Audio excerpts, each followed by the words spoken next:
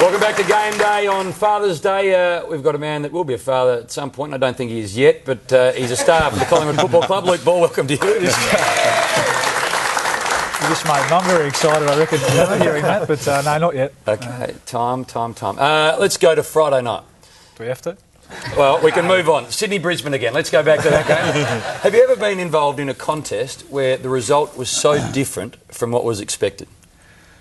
Oh, probably not. Probably the margin was not what we wanted and expected, but you know, they were unbelievable and we were poor. It's pretty simple as that. You used the word embarrassing a lot, I think, on Friday night, and that was printed yesterday and today. Is that what you think about it 48 hours later? Yeah, it was, and I think there was 85,000 there, and it was our home game. There were a lot of our members and supporters there, and I'd like to think we give them pretty good value for money most weeks, but we certainly didn't do that Friday night, so it was a bit embarrassing. Luke, did you give it 100% attention the game, knowing that there was nothing to play for? Oh, I think we did the lead in shorter. I think maybe at half time when we were 8 goals down and they kicked 10 in that second quarter, maybe you know, subconsciously we thought, is it worth putting in the effort to try and come back? But no, again, taking nothing away from Geelong, they were more desperate, they wanted it more, and the result showed that.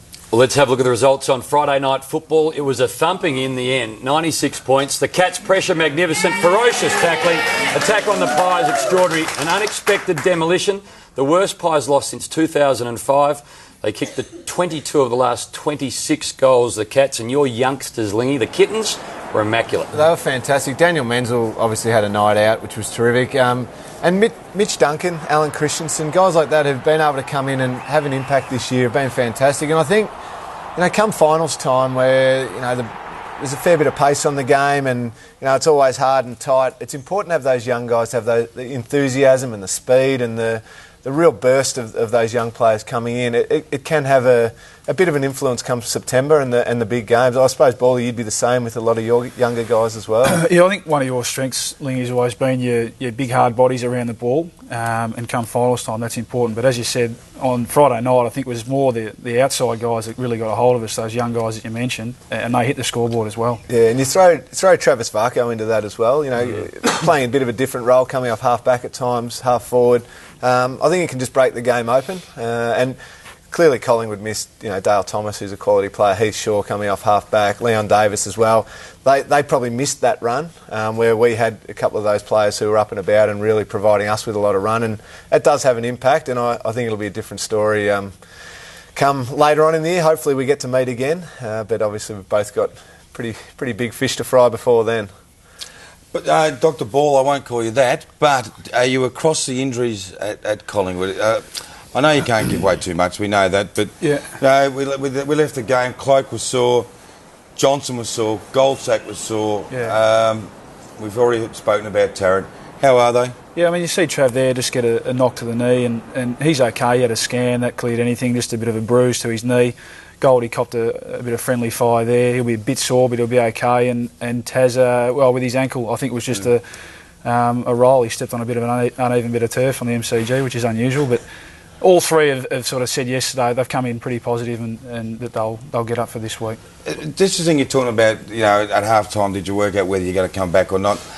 I understand that Mick was pretty furious at half time, and in contrast, after the game, he was a bit more circumspect. Yeah, he was. He was very angry at half time. More just the way we were going about it and the fact that we weren't able to stop the Cats' run on. And I know I said that, but certainly when you're out there, you're trying as hard as you can. But it was just one of those nights where you know, nothing seemed to go our way. And when Geelong get a roll on like that, it's pretty hard to stop. And just in contrast to after the game, what was he feeling after the game? Yeah, he actually didn't say a hell of a lot after the game. We pretty much sort of threw our clothes on and got straight back to the Westpac Centre and did our recovery. And I'm sure we've had 24 hours to stew on it now, and I'm sure the message will be tomorrow. Let's move on to the Eagles. It's fair to say neither team really cared too much about the result. It was more about how we played, and I think the first half was the important bit. After half time, I think both teams put the cue in the rack a bit and started focusing on next week, and it's sort of hard to take a lot out of the game. You know, in the end, the result blew out to what it was, but yeah, I think I wouldn't be reading too much into the game on Friday night. Righto, well, let's just, Bally, get you to have a look at the screen. This is, I think we've called it black and white, back and right. Nick Maxwell, he played a practice match. Will he definitely play? If he's fit and feeling good, then he'll play. Ooh. What's all mean? Well, if he's fit, that's the question we're asking. I thought he was ready to roll. Oh, His thumb's okay, yeah. I thought he was ready to roll as well. Now it's if. Yeah. Ball makes headlines. Ball says Max will miss the season. Leon Davis.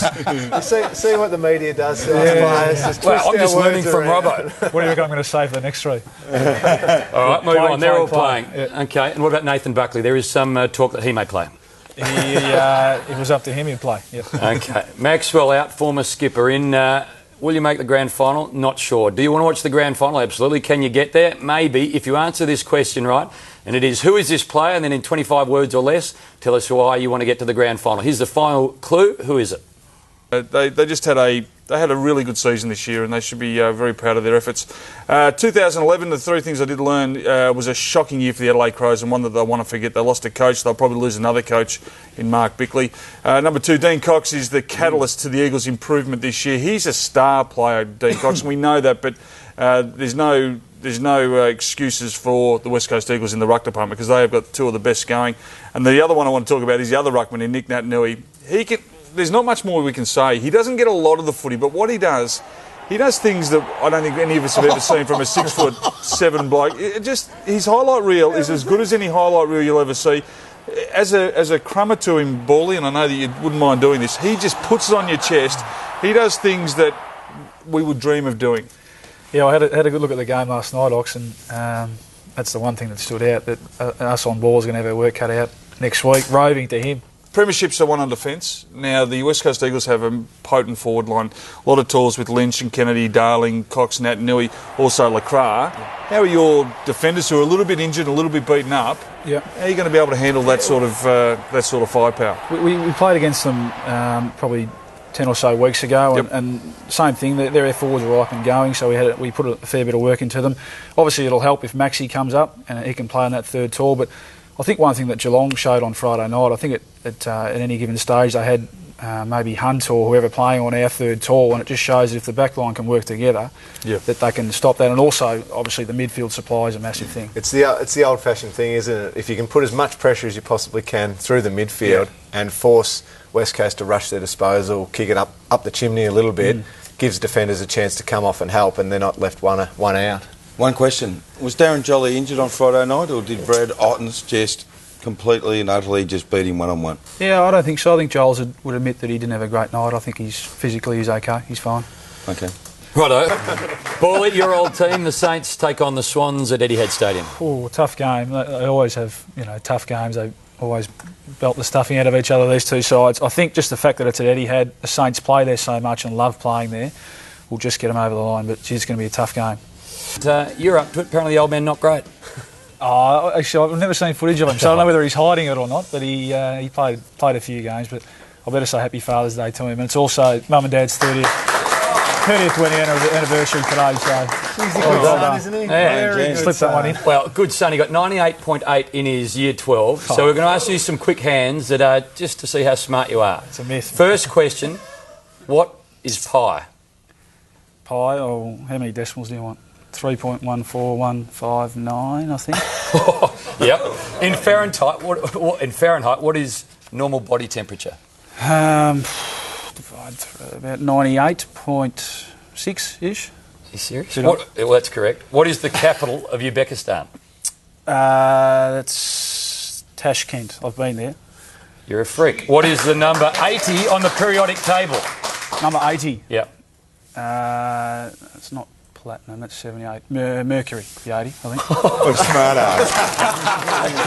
That's a big performance. Now I've got some harder questions than that. Righto. Who's going to win the Copeland Trophy this year? I think Pendlebury. I think, his consistency has been amazing. I think he'd be a half a chance for the Brownlow as well. I think he's more than half a chance to the Brownlow. And of the rising stars, there's been a lot of good young players this year. Who do you suspect? It is a great list, isn't it? I think Heppel just, I'm not sure it has any weight, but the fact that it's his first year, I think should have some weight. And the fact that he's played every game and might win Essendon's best and fairest is a huge effort. So, Big season from all the players that Bally's talking about. Port Adelaide and Melbourne, that's the game on Channel 7 this afternoon. It is at the Adelaide Oval. It is, a chance for Port to redeem the season. And, Melbourne, They've got Todd Varney in charge. Paulie, bad luck Friday night. Good luck Saturday afternoon. Great to have you on board. Thank you. Oxygen, who wins the grand final at this point? It'll be out of these two, I think. Okay. Yeah, flip the coin. Lingy, always nice to see you. Good to see you, mate. Good to be here. My dad. Robbo, No worries. Happy Father's Day, Dad and Peter. Thank you. happy Father's Day to all fathers out there, whether legitimate or illegitimate. Hope you have a great weekend. We'll see you next Sunday at 10 a.m.